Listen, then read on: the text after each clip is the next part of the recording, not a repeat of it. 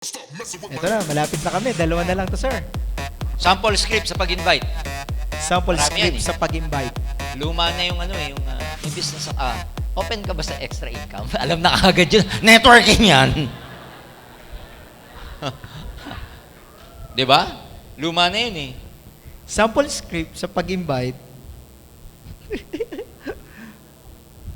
Mahirapan tayo makarelate kasi sa bagong tanong to eh. Ako ka, sir, hanggang ngayon, may mga bago pa ako. Diretsuhan ako, diretsuhan. Hindi, kasi pang lumang sagot yan. Luma na kasi tayo eh. Yung Oo, dediretsuhin mo.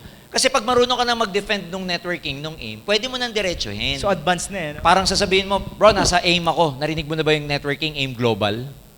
Whatever ang sagot niya, whether oo o hindi, kaya mong sagutin. Pag sinabi niyang, oo, alam ko na networking yan eh.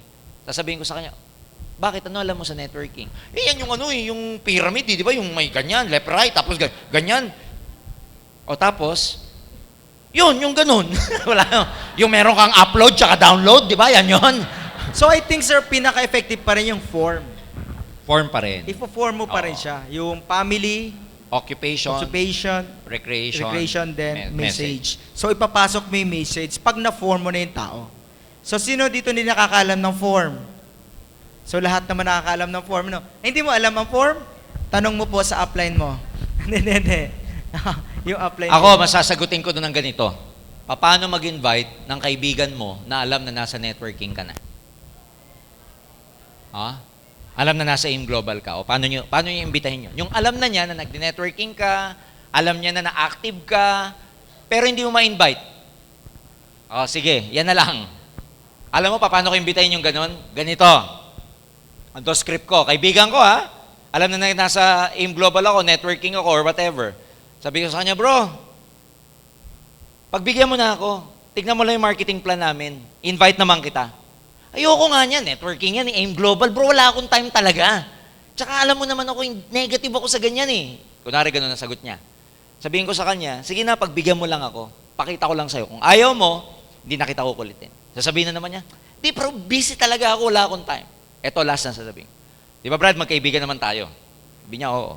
Kung meron akong hihilingin sa'yo sa buong buhay nating pabor, sa pagkakaibigan natin, pagbigyan mo lang ako ngayon. Last na. Buong buhay na pabor to, bro. Pag nagustuhan mo, pag hindi mo nagustuhan, hindi na kita kukulitin. Pagbigyan mo lang ako ng isang beses. After this, hindi ka na makakarinig sa akin. Pagbigyan mo lang ako. Tanong, makakahindi, hindi. Ikaw man, sabihin man sa'yo yun eh. Sabihin sa'yo nag-i-invite na, pabor na tatanawin ko, utang na loob habang buhay.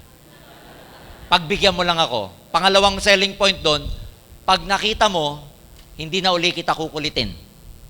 Bibigay ka hindi. Sabi mo sarili mo, sige na nga, parang hindi na ako kulitin nito. Kaya nakukuha ko yung mga kaibigan ko, kahit na alam nilang nagne-networking na ako. Dinadaan ko sa ganun. Yes. Maliwanag. Nanay ng downline nyo, o kaya tatay ng downline nyo, o kaya asawa, negative. Ano gagawin niya? Pa-home party ka sa bahay. Pag nag-home party sa bahay, di ba, invite. Ako, ginagawa ko to dati kasi meron downline ako nung araw, Roy. Babae, estudyante, ang sipag. Kaya lang problema ko sa kanya, every time na nagkikita kami, motivate mo naman ako.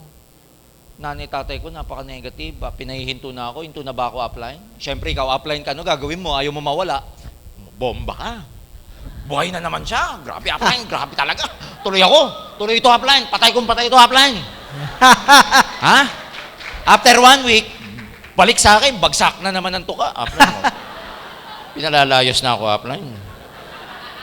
Ang sipag. Bomba na naman ako.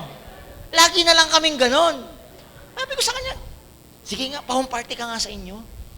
Kunwari, mag-imbita ka ng mga kaibigan mo, kapitbahay, pero ang target ko talaga doon, yung nanay, tatay mo, Sige, nandun sila sa Sabado. Sige, pa-home party yung bata. OPP ako. Mga nanay, tatay, dinadaan-daanan lang ako. Nakikinig. Pagkatapos, syempre, may konting pamerienda. Humarap naman yung nanay at tatay. Sabi sa akin ng tatay na, kasi, ito si Grisel, gabi na lang lagi umuwi. Hindi namin alam kung ano na ginagawa.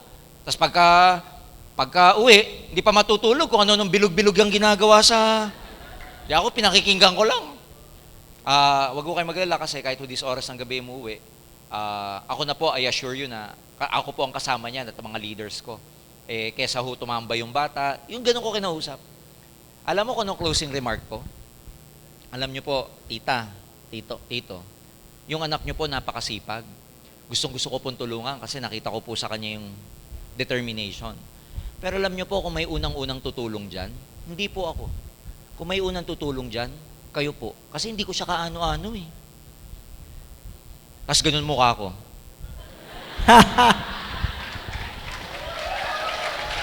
Sa pulo, hindi. People, when you touch their heart, they change. Ganun din sa mag-asawa. Pag may asawa, negative, alam mo, kung may tutulong sa mister mo, hindi ako. Kung may unang tutulong dyan, ikaw.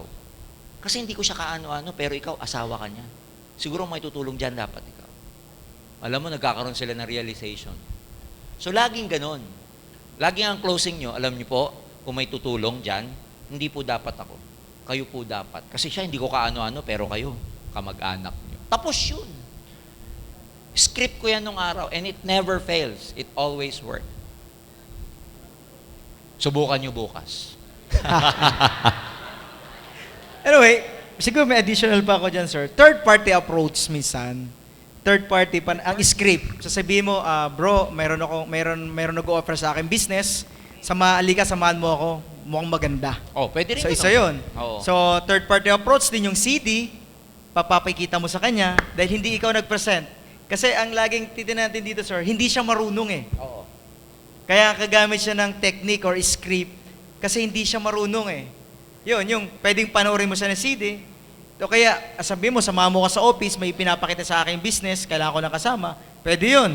Tapos si apply na ang kasi ang Sabi. goal mo, mapakita ang business or ma-share ang business.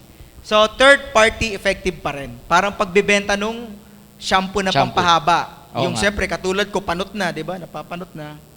Bebenta mo ng direct na shampoo ng pampatubra Masasaktan ka. Oo, ma-offend ako. So, gagamit ka ng, Roy, may kilala ka bang medyo Panot? hindi naman, medyo naglalagas ng buhok kasi may produkto ako effective eh.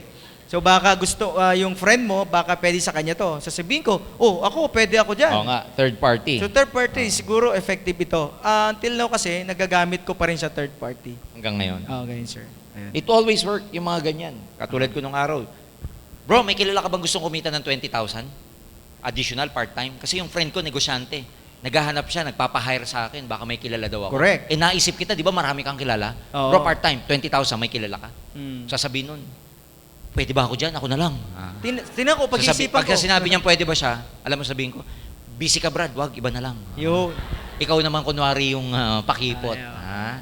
Kasi ang tao parang ganun, parang buhangin. Pag lalo mong hinawakan, lalo natatapon. Correct. Hayaan mo lang.